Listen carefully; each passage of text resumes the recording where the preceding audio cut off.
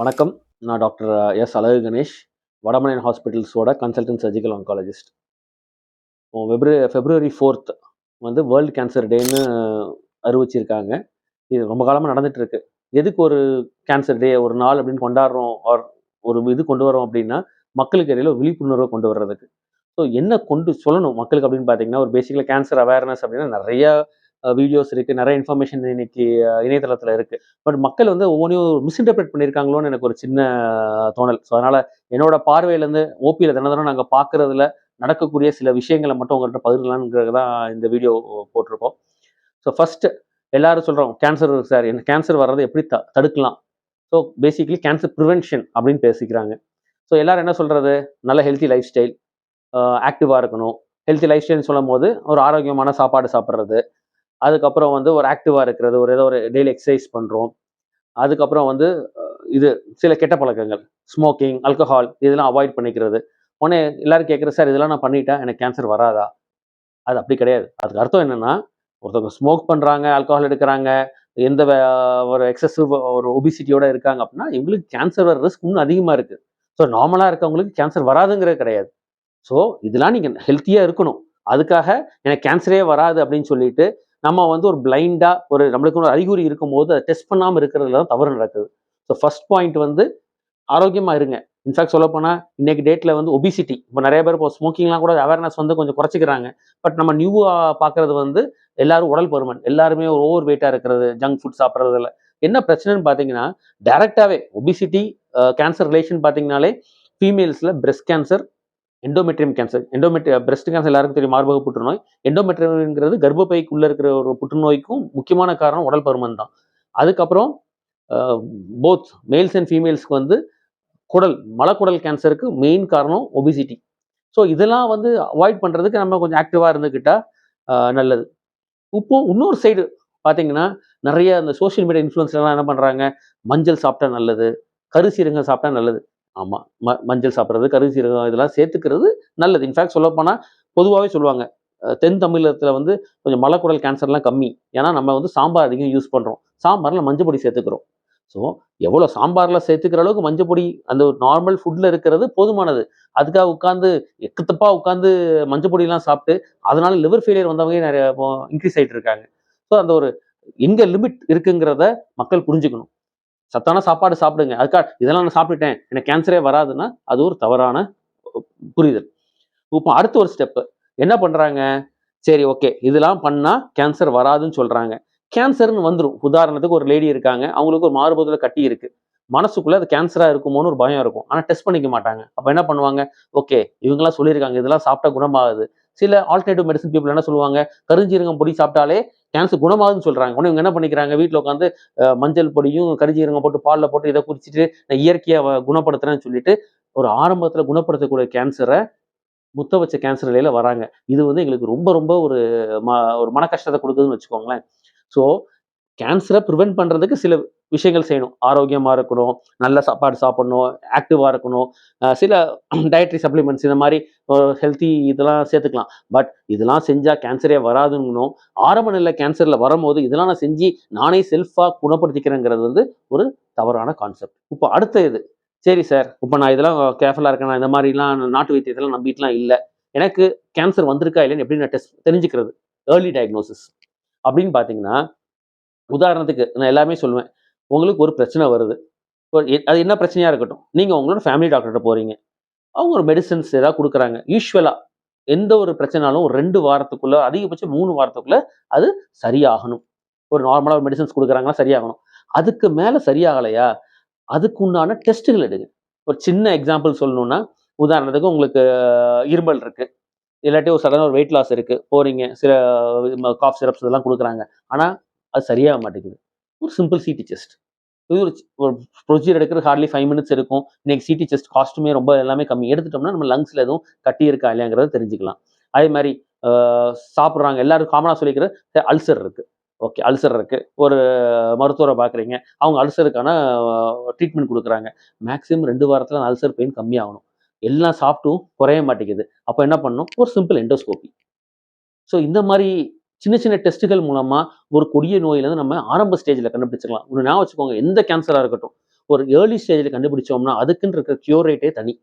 நம்ம போய் ஒரு அட்வான்ஸ் ஸ்டேஜில் முத்து வச்சுட்டு வந்துட்டு அப்புறம் வந்து வியாதி மேலே பழிய போகிறதுல அர்த்தமே கிடையாது. இன்னொன்று வந்து சில சிம்டம்ஸை நீங்களே யூகிச்சுக்காதீங்க. ஒரு காமனாக நடக்கக்கூடிய, இன்ஃபேக்ட் போன வாரம் கூட ஓபியில் நடந்த ஒரு சம்பவம். மலம் போகும்போது ரத்தம் போகுது. உடனே பேஷண்ட் என்ன நினச்சிக்கிறாங்க, ஓகே மோஷன் ரத்தம் போனால் பைல்ஸ். ஆமாம், பைல்ஸ் ஒரு காரணம் மோஷன் ரத்தம் போகிறதுக்கு. பட் மற்ற நிறைய காரணங்கள் இருக்குது. ஸோ இவங்க என்ன பண்ணுறாங்க, நிறைய பேர் ஒரு பிஸியாக இருக்க ஓபி இருக்க ஜெனரல் ப்ராக்டிஷன்ட்ட போகிறாங்க, சார் எனக்கு பைல்ஸ் இருக்குது. உடனே அவங்க ஒரு 100 ஓபி பார்க்குற ஒருத்தர் தனியாக அவங்க வந்து ஆசனாவாயை பரிசோதனை பண்ணி பார்த்தோம், இது பண்ணுறது நேரம் அவங்க பைல்ஸா. சரி, அவங்க நினச்சிக்குவாங்க ஏற்கனவே ஒரு டாக்டர்கிட்ட எங்கேயோ காமிச்சு பைல்ஸ் டயக்னோஸ் பண்ணியிருக்காங்க, அவங்கள வேகமாக அந்த கூட்டத்தில் பைல்ஸுக்கு மெடிசின்ஸ் கொடுத்துட்றாங்க. ஸோ கடைசியில் பார்த்தீங்கன்னா அது வந்து ஒரு மலக்குடல் புற்றுநோயாக இருக்குது. ஸோ அதுக்கு வந்து ஒரு லெவலுக்கு மேலே இருக்கும். அதுக்கு பேசிக் டெஸ்ட் ஒரு கொலனோஸ்கோபி. இந்த மாதிரி சின்ன சின்ன விஷயங்கள் பண்ணாலே ஈஸி. ஏன்னா இந்த கோலன் கேன்சர், அதாவது மலக்குடல் கேன்சர்லாம் பார்த்தீங்கன்னா கியூர் ரேட் ரொம்ப ஜாஸ்தி, ஈஸியாக குணப்படுத்திடலாம். இதை வந்து நம்ம ஒரு சின்ன டெஸ்ட் பண்ணுறதுக்கு சங்கோச்சப்பட்டு இருக்கிறனால தான் லேட் ஸ்டேஜில் வந்து மாட்டிக்கிறோம். ஸோ இது ஒரு பக்கம். இப்போ சரி சார், இப்போ நிறைய வேக்சின்ஸ் எல்லாம் இருக்குது அப்படிங்கிறாங்க. பார்த்தீங்கன்னா 2 மெயின் இப்போதைக்கு நடைமுறையில் இருக்குது. நிறைய வேக்சின்ஸ் இருக்குது ஆக்சுவலாக சொல்ல போனால். அதில் நம்ம ஊருக்கு நம்ம மக்களுக்கு தேவையான 2 வேக்சின் பற்றி எல்லாரும் தெரிஞ்சிருக்கணும். ஒன்று ஹெப்படைட்டிஸ் பி வேக்சின், இன்னொன்று கேன்சர் சர்விக்ஸ்க்கான வேக்சின். ஹெப்படைட்டிஸ் பிங்கிறது மஞ்சக்காமலை வராமல் இருக்கிறது. மஞ்சக்காமலை வர நிறைய டைப்ஸ் ஆஃப் வைரஸ் இருக்குது. அதில் ஒரு பர்டிகுலர் வைரஸ் ஹெப்படைட்டிஸ் பிங்கிறது லிவர் கேன்சர் உண்டாக்கலாம். ஸோ இது பார்த்தீங்கன்னா பொதுவாகவே ஒரு ஹாஸ்பிட்டலில் வேலைக்கு வராங்களா, ஹெல்த் கேர் ப்ரொஃபஷன் எல்லாருக்குமே ஒரு மேண்டேட்டரியாக கொண்டு வந்திருக்காங்க. இன்ஃபேக்ட் தடுப்பூசி போடுற அந்த ஒரு பீடியாட்ரிக் அந்த ஐஏபி ஷெடியூலே கூட ஹெப்படைட்டிஸ் பி வேக்சின் இன்க்ளூட் ஆயிருக்கு. பட் நிறைய பேர் அதை வந்து சில டைம் அவாய்ட் பண்ணிக்கிறாங்க. ஏன்னா இப்போ ஒரு மீடியாவில் ஒரு பெரிய ஆன்டி வேக்சின் ஒரு பெரிய ப்ரொபகண்டாலாம் போயிட்டு இருக்கு. அதெல்லாம் முற்றும் தவறானது, நம்பாதீங்க. ஸோ ஒரு simple vaccine can prevent you against one form of liver cancer. இன்னொன்று செர்விக்கல் கேன்சர். ஏற்கனவே நம்ம ஹாஸ்பிட்டல் சேனலில் ஒரு வீடியோ டீட்டெயில் டாக்கே போட்டிருக்க போது செர்விக்கல் கேன்சர். தயவுசெய்து அந்த வீடியோ பார்த்தீங்கன்னா உங்களுக்கு அதை பற்றின ஒரு புரிதல் கிடைக்கும். ஸோ இப்போதைக்கு என்ன பார்த்துருக்கோம், ஒரு healthy lifestyle, avoidance of bad habits, ஒரு ஆக்டிவாக இருந்துக்கிறது. அதுக்கப்புறம் ஒரு பிரச்சனை வருதுன்னா ஆரம்பத்திலே சில டெஸ்ட்டுகள் பண்ணி நம்ம அது என்னங்கிறத கண்டுபிடிச்சிக்கிறது, சில வேக்சினேஷன் எடுக்கிறது. ஓகே, இப்போ அடுத்த ஸ்டேஜ் வரும். சரி சார், எனக்கு வந்து ஒரு இடத்துல வந்து கேன்சர்னு டயக்னோஸ் பண்ணிட்டாங்களா, உங்களுக்கே சில தெரியுது, நீங்கள் நிறைய புக்ஸ் இதெல்லாம் படிக்கிறீங்க. சரி, கேன்சர் மாதிரி இருக்கு, எந்த இடத்துல போய் வைத்தியம் பார்க்கணும்? ஸோ இதை வந்து நான் நிறைய இடத்துல ஸ்ட்ரெஸ் பண்ணியிருக்கேன். ஒரு கேன்சர் அப்படின்னு போனீங்கன்னா அதோட ட்ரீட்மெண்ட் வந்து ஒரு ஆளால் செய்யக்கூடிய விஷயங்கள் கிடையாது. உதாரணத்துக்கு ஒரு கேன்சர் வந்துருக்குன்னா இதில் பிரிவு ஆங்காலஜிங்கிறது கேன்சர் சம்மந்தப்பட்டது. இப்போ இதிலே பார்த்தீங்கன்னா 3 பெரிய ப்ராட் டிவிஷன் இருக்குது. சர்ஜிக்கல் ஆங்காலஜின்னு ஒன்று இருக்குது, மெடிக்கல் ஆங்காலஜின்னு ஒன்று இருக்குது, ரேடியேஷன் ஆங்காலஜின்னு ஒன்று இருக்குது. சர்ஜரி உதாரணத்துக்கு நான் வந்து சர்ஜிக்கல் ஆங்காலஜிஸ்ட். நான் வந்து ஒரு புற்றுநோய் அறுவை சிகிச்சை நிபுணர். என்னோட வேலை ஒரு கட்டி இருந்துச்சுன்னா அந்த கட்டியை புற்றுநோய் கட்டியாக இருந்தால் எப்படி ஆப்ரேஷன் பண்ணுமோ அதை மாதிரி அதுக்கு தகுந்த மாதிரி ஆப்ரேஷன் பண்ணி எடுக்கிறது. மெடிக்கல் ஆங்காலஜின்னு ஒருத்தங்க இருக்காங்க. அவங்க என்ன பண்ணுவாங்க, புற்றுநோய்க்குன்னு இருக்கிற மருந்து கொடுக்குறவங்க. ரேடியேஷனுங்கிறது கதிர்வீச்சு துறை. ஸோ அது ஒரு கதிர்வீச்சுங்கிற ஒரு முக்கியமான ட்ரீட்மெண்ட் கேன்சருக்கு. ஸோ அது கொடுக்குறவங்களுக்கு. ஒவ்வொரு கேன்சருக்கும் இந்த ஆர்டர் ஆஃப் ட்ரீட்மெண்ட் மாறும். ஒரு கட்டி வந்துச்சுன்னா உடனே போய் ஃபர்ஸ்ட் ஆப்ரேஷனுங்கிறது தவறான கருத்து. ஸோ அதை நம்ம வந்து புரிஞ்சுக்கணும். ஸோ ஒரு ஒருங்கிணைந்த புற்றுநோய் மையம், அதாவது ஒரு கேன்சர் சென்டரில் ஒரு radiation oncologist, surgical oncologist, medical oncologist 3 பேர் இருக்க மாதிரி டிபார்ட்மெண்ட்டுக்கு போனீங்கன்னா இவங்க 3 பேரும் சேர்ந்து டியூமர் போர்டுன்னு ஒன்று இருக்கும். 3 பேரும் கலந்து ஆலோசிச்சு ஓகே இந்த கேன்சர் இந்த ஸ்டேஜ் இந்த பேஷண்ட்டுக்கு எந்த ஆர்டர் ட்ரீட்மெண்ட் கொடுக்கணும், எந்த இதில் பண்ணால் பேஷண்ட் மேக்ஸிமம் பெனிஃபிட் இருக்குங்கிறத புரிஞ்சு பண்ணிக்குவாங்க. ஸோ அந்த மாதிரி இடத்துக்கு போகணும். ஸோ யூஸ்வலாக இந்த மாதிரி கேன்சர் சென்டர்ஸில் போனீங்கன்னா இதுக்குன்னு இருக்க பெத்தாலஜிஸ்ட், ஆங்கோ பெத்தாலஜிஸ்ட் ஒருத்தங்க இருப்பாங்க. இதுக்குன்னு பண்ணக்கூடிய test, for example bed scan, அந்த சர்ஜரி பண்ணும்போது ஃப்ரோசன் செக்ஷன், இந்த மாதிரி எல்லா ஃபெசிலிட்டிஸ் இருக்கிற ஒரு கேன்சர் சென்டருக்கு போனீங்கன்னா உங்களுக்கு ஒரு முழுமையான ட்ரீட்மெண்ட் கிடைக்கும். இன்னொன்று சொல்ல நினைக்கிறோன்னா, நிறையா மிஸ்ப்ரொபகேண்டா. எப்படின்னா கேன்சர் ட்ரீட்மெண்ட் போகிறீங்க, கேன்சர் சர்ஜரியா ரொம்ப கோரமாக இருக்கும், கீமோதெரப்பி கொடுத்தா முடியெல்லாம் கொட்டி போயிடும், கதிர்வீச்சுங்கிறத பொதுமக்கள் பாஷையில் சொல்கிறதே கரண்ட் கொடுக்குறாங்க. ஸோ இதை சொல்லியே தான் ஆல்டர்னேட்டிவ் மெடிசன்ஸ், அதாவது ஒரு முறையே இல்லாத ஒரு மருத்துவங்கள் நிறையா இருக்குது. அவங்கெல்லாம் இதை ஒரு இதாக யூஸ் பண்ணிட்டாங்க, அதை எடுத்து அவங்களுக்கு உடம்புல வேதனை வந்து இது வந்துன்னு சொல்லிட்டு அவங்க ஒரு தவறான பாதையில் ஒரு ஒரு பேஷண்ட்ஸை கூட்டு போகிறாங்க.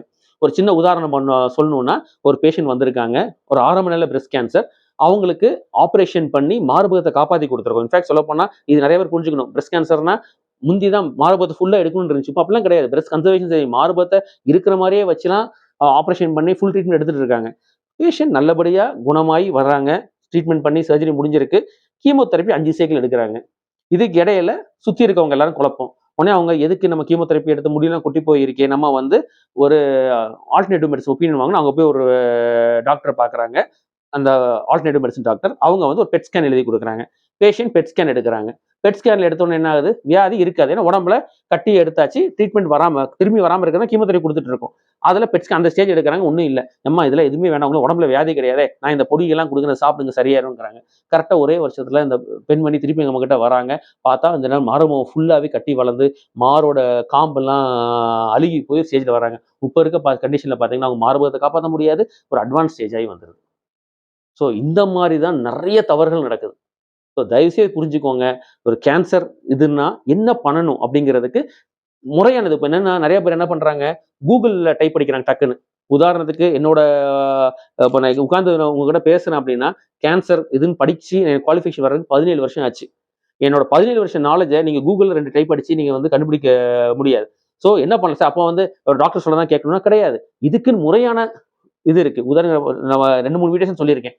NCCN.org அப்படின்னு ஒரு வெப்சைட் இருக்கு. அதுல போனீங்கன்னா பேஷண்ட் கைட்லைன்ஸ், அதாவது இன்டர்நேஷனல் ஸ்டாண்டர்ட்ஸ் படி ஒரு கேன்சர் வந்தா என்னென்ன பண்ணணும் என்னென்ன பண்ணக்கூடாதுங்கிறத ஒரு கைட்லைன்ஸ் மாதிரி பேஷண்ட்ஸுக்கு புரியுற மாதிரியே போட்டு வச்சிருக்காங்க. நீங்க அதை படிச்சு தெரிஞ்சுக்கோங்க. தவறான டெசிஷன்ஸ் எடுத்துடாதீங்க. இப்போ இந்த ஒவ்வொரு கேன்சர் டே வரும்போதும் ஒவ்வொரு தீம் சொல்லுவாங்க. ஸோ இந்த வருஷத்துக்கான தீம் என்னன்னு பார்த்தீங்கன்னா, யுனைடெட் பை யூனிக்னஸ். அதுக்கு என்ன அர்த்தம் அப்படின்னா, ஒவ்வொரு கேன்சர் நோயாளியும் ஒரு தனித்தன்மை உடையவங்க. இன்ஃபேக்ட் சொல்லப்போனா இன்னைக்கு ட்ரீட்மெண்ட்டே மாறிடுச்சுங்க. முந்திலாம் வந்து ஒரு பிரெஸ்ட் கேன்சர் அப்படின்னா ஓகே ஆப்ரேஷன், இந்த மாதிரி கீமோதெரப்பி, இந்த ரேடியேஷன் இருக்கும், அப்படி கிடையாது. அதுல நிறைய மாலிகுலர் சப்டைப்ஸ்லாம் போய் ஒவ்வொரு பேஷண்ட்டுக்கும் ஒரு விதமான ட்ரீட்மெண்ட் கொடுக்குறோம். This is call personalise cancer கேர்ன்னு சொல்லுவோம். ஸோ ஒவ்வொரு நிறைய பேர் என்ன சொல்லுவாங்க, சார் எங்கள் வீட்டில் பார்த்தோம், எங்கள் பாட்டிக்கு ஒரு கேன்சர் இருந்துச்சு, அவங்க ரொம்ப கஷ்டப்பட்டாங்க, நாங்கள் அதமாக இருக்கும்னு நினச்சி பயந்துட்டு வராமல் இருந்தோம். பாட்டி டைம் பார்த்த வைத்தியம் வந்து அந்த டைம் இருந்த ட்ரீட்மெண்ட் வந்து ரொம்ப வித்தியாசமானது. இன்னைக்கு வந்து அவ்வளோ மாடிஃபிகேஷன்ஸ் வந்துருச்சு. ஒரு சின்ன எக்ஸாம்பிள் சொல்லணும் அப்படின்னா, நுரையீரல் கேன்சர் 10 வருஷத்துக்கு முன்னாடி ஒருத்தங்க ஸ்டேஜ் 4 லாஸ்ட் ஸ்டேஜ், ஒரு நிறைய இடத்துல பரவன இடத்துல கேன்சர் கூட பார்த்தீங்கன்னா ஒரு 6 மந்த்ஸ் வந்தாங்கன்னா ஓகே பாலியேட்டிவ் கீமோதெரப்பின்னு சொல்லும், 6 மாசம் தான் இருப்பாங்கன்னு எதிர்பார்த்தோம். இப்பவும் பார்த்தீங்கன்னா நிறைய அதுக்குன்னு சில மியூட்டேஷன் டைப்ஸ்லாம் பார்த்து சில மெடிசன்ஸ் கொடுத்தோம்னா பல வருஷங்கள் 5-6 வருஷத்துக்கு மேல நல்லபடியா ஒரு நல்ல குவாலிட்டியோட லைஃபோடலாம் இருக்காங்க, ஆக்டிவா இருக்கிற மாதிரிலாம் இருக்காங்க. ஸோ ஒரு தவறான புரிதலோட போயிடக்கூடாது. ஸோ நான் சொல்லிட்டு இருந்தேன் இல்லையா, யுனைடெட் பை யூனிக்னஸ். அந்த யூனிக்னஸ்ங்கிறது it is a personalise cancer care. இதுல என்ன ஒரு இந்த யுனைடெட் அப்படின்னா என்ன அர்த்தம்னா, இதை ஒருத்தன் கொடுக்கும்போது இந்த யூனிக்னஸ் வந்து எல்லா பேஷண்ட்ஸுக்கும் கிடைக்கணும். எல்லாரும் ஒருமிச்சு ஒரு சேர்த்து நம்ம ட்ரீட் பண்ணோம்னா ரிசல்ட்ஸ் நல்லா இருக்கும். இன்னொன்று இருக்கு, இந்த கேன்சர் குணமடைகிறாங்க பார்த்தீங்களா, இவங்க எல்லாரும் யுனைடெடா இருக்கணும். என்ன மெயின் டிராபேக் நான் ஒரு கேன்சர் ட்ரீட்டிங் பர்சனாக நான் பார்க்குறது அப்படின்னா, ஒரு பேஷண்ட் உதாரணத்துக்கு ஒருத்தங்க ஹார்ட் அட்டாக் வருதுன்னு வச்சுக்கோங்களேன், அவங்க வந்து ஒரு ஹாஸ்பிட்டலுக்கு போகிறாங்க, அவங்களுக்கு ஒரு டாக்டர் ஆன்ஜியோ பண்ணுறாங்க, ஸ்டென்ட் பண்ணி நல்லா வந்துடுறாங்க. அதை வந்து வெளியே பார்த்தீங்கன்னா நாளைக்கு யாராவது ஒருத்தர் நெஞ்சு வலி ஒரு கஷ்டப்படுறாங்கன்னு சொன்னாங்கன்னா உடனே டக்குனு இவங்க சொல்லுவாங்க, ஒரு 4 நண்பர்கள் கூடி பேசுகிறாங்க, அப்போ எனக்கு ஒரு மாதிரி நெஞ்சில் வாக்கிங் போனால் கொஞ்சம் கஷ்டமாக இருக்கும்னா, பார்ப்பா ஹார்ட் அட்டாக் இருக்க போது எனக்கு இப்படி தான் இருந்துச்சு, நான் ஆன்ஜியோ பண்ணி ஸ்டென்ட் வச்சேன், இன்னைக்கு பாரு நல்லா இருக்கேன். இப்போ ஸ்டென்ட் வைக்கல பயம் இல்லை, இல்லைப்பா பாரு நான் ஸ்டென்ட் வச்சு நல்லா இருக்கேன் பாரு நல்லா இருக்கேன்னு சொல்லி டிஸ்கஸ் பண்ணுறாங்க. ஒருத்தவங்க சுகர் வருது, சிலர்லாம் வந்து என்ன டக்குனு இன்சுலின் போடுறேன், அப்பா இன்சுலின் போட்டால் வலிக்குங்கிறாங்க, அதெல்லாம் ஒன்றும் கிடையாதுப்பா நான் டெய்லி போட்டுட்டு இருக்கேன் நல்லா இருக்கு. ஸோ ஒரு சுகர் வர்றதையோ ஒரு ஹார்ட் அட்டாக் வர்றதையோ ஒரு அது ஒரு காமன் வியாதி அக்செப்ட் பண்ணிக்கிறாங்க, எல்லாரும் 4 பேர்ட்ட டிஸ்கஸ் பண்றாங்க. ஸோ ஒரு கரெக்டான ஒரு அட்லீஸ்ட் ஒரு இன்ஃபர்மேஷன் ஆச்சும் பப்ளிக்ல பாஸ் ஆகுது. கேன்சர்ல என்ன பிரச்சனை அப்படின்னா, ஒருத்தருக்கு கேன்சர் வந்துச்சுன்னு வெளியே சொல்றதுக்கே அவங்க ஒரு பயங்கர தயக்கப்படுறாங்க. ஒரு பெரிய சோஷியல் ஸ்டிக்மா. எங்க நம்ம சொல்லிட்டா நம்மள வந்து தவறா நினைச்சுக்குவாங்களோ, நம்மள வந்து வேற மாதிரி பார்ப்பாங்களோன்னு சொல்லி, ஒரு நல்ல விதமா கேன்சர் வந்து குணமாயி போனவங்க இத பத்தி அடுத்தவங்ககிட்ட பேச மாட்டேங்கிறாங்க. ஸோ நம்ம போய் ஒவ்வொருத்தங்கிட்ட போய் நீங்க கேன்சர் வந்திருக்கு, நான் கேன்சர் வந்துச்சு குணமாயிட்டேன்னு சொல்ல வேண்டாம். உங்க ஃப்ரெண்ட் சர்க்கிள்ல 4 பேர் பேசுறாங்க, ஒருத்தங்க பிரச்சனையோட வரும்போது வந்து அட்லீஸ்ட் சொல்லுங்க. இத மாரி இருக்குங்க, நான் ட்ரீட்மெண்ட் எடுத்துட்டு வந்திருக்கேன் பாருங்க, எனக்கு ஒன்றும் பிரச்சனை கிடையாது, எனக்கு பிரஸ்ட் கேன்சர் வந்துச்சு, நான் மார்பகத்தை எடுக்கல, எனக்கு கீமோதெரப்பி வரவும் முடி கொட்டிருந்துச்சு, இப்போ திருப்பி வந்திருக்கு முடி நல்லபடியா பழசோட நல்லா வந்திருக்கு, நான் இப்போ ஃபுல்லி ஆக்டிவா இருக்கேன், திருப்பி வேலைக்கு போறேன், இது மாதிரி சொன்னாங்கன்னா அந்த ஒரு நல்ல விதமான அவேர்னஸ் போகும். பட் என்ன ஆகுது அப்படின்னா, ஒரு ஸ்டேஜ் 4 பேஷண்ட் வர்றாங்க, அவங்கள வந்து குணப்படுத்த முடியாத ஒரு கண்டிஷன்ல போயிருது. இதை வந்து தவறா பரவுது. அது மட்டும் ஃபாஸ்டா நெகட்டிவ் ப்ரொபகண்டா, இல்லைங்க நாங்க போனோம் லாஸ்ட் ஸ்டேஜ் ஒன்றும் பண்ண முடியாதுன்னு சொல்லிட்டாங்க, ஸோ அது வந்து கேன்சர்னா கொடியமான வியாதி. ஸோ அந்த நெகட்டிவ் விஷயங்கள் ஃபாஸ்டா பரவுதே தவிர நல்ல விதமா குணமாய் வர்றவங்க வெளியே பேச மாட்டேங்கிறாங்க. ஸோ இந்த கேன்சர் சர்வைவர்ஸ் எல்லாம் கொஞ்சம் யுனைடெடா இருந்து அவங்களும் இந்த ஒரு இந்த வியாதியை பத்தின ஒரு விழிப்புணர்வை வெளியே சொன்னாதான் இதுக்கு ஒரு நிரந்தர தீர்வு கிடைக்கும். இன்னைக்கு டேட்ல science is so advanced. So தயவுசெய்து இந்த மாற்று மருத்துவம் நம்பி ஏமாந்து போகாதீங்க. எல்லாரும் சொல்லுவாங்க, "இல்ல சார், அங்க போனா இந்த பொடி குடுத்தா சரியாகுது." ஆமாங்க. முந்தி ஒரு மர பட்டையிலிருந்து ஒரு மருந்து எடுத்தாங்க. அது ஓவரி கேன்சருக்கு மருந்தா இருந்துச்சு. அதுதான் இன்னைக்கு சயின்ஸ்ல எக்ஸ்ட்ராக்ட் பண்ணி, அந்த மரப்பட்டையில இருக்கிறத எக்ஸ்ட்ராக்ட் பண்ணி, பேக்லிடாக்ஸ்ன்னு ஒரு மருந்து இருக்கு. அத எடுத்து அத ஒரு ரிஃபைன் ஃபார்ம்ல குடுக்குறோம். என்ன அந்த மரப்பட்டைக்கும் இதுக்கும் என்ன வித்தியாசம்னு பார்த்தீங்கன்னா, இதுல இருக்கிறதுல என்ன டோஸ் இந்த பேஷண்ட்டுக்கு குடுக்கணும், இவங்க ஸ்டேஜ்க்கு என்ன குடுக்கணுங்கிறத ஒரு ஒரு சயன்ஸ் வச்சு நம்ம குடுக்குறோம். இதுல அந்த சயன்ஸ் கிடையாது. இன்னொன்னு நெறைய பார்த்தீங்கன்னா, இது இந்த ஒரு இது ஒரு பர்ட்டிகுலர் கேன்சருக்கு இது வேலை செய்யாது. எல்லா இதுக்கும் இந்த மரப்பட்டை வேலை செய்யாது. ஸோ இத மக்கள் தவறா புரிஞ்சுகிட்டு, இல்ல இங்க போனா சைட் எஃபெக்ட் இருக்க மாட்டேங்குது, இது இருக்க மாட்டேங்குதுன்னு சொல்லி எல்லாரும் ஏமாந்து ஒரு ஆரம்ப ஸ்டேஜ முத்த வச்ச நிலையில அதுக்கப்புறம் லாஸ்ட்டா பார்த்துட்டு, இல்ல கேன்சர்னா இப்படின்னு சொல்லி ஒரு ஏமாத்த அடையறாங்க. ஸோ இந்த மாரி அ தவறான புரிதல் இல்லாம, எல்லாரும் ஒரு நல்ல விழிப்புணர்வோட இருங்க. எல்லாரும் பப்ளிக்ல இருந்து எல்லாரும் இது வந்தா தான், எல்லாரும் யுனைட்டடா இருந்தா மட்டும் தான் இந்த கேன்சர்ங்கிற கொடிய நோயில இருந்து வெளிய வர முடியும். ஒண்ணு ஞாபகம் வச்சுக்கோங்க.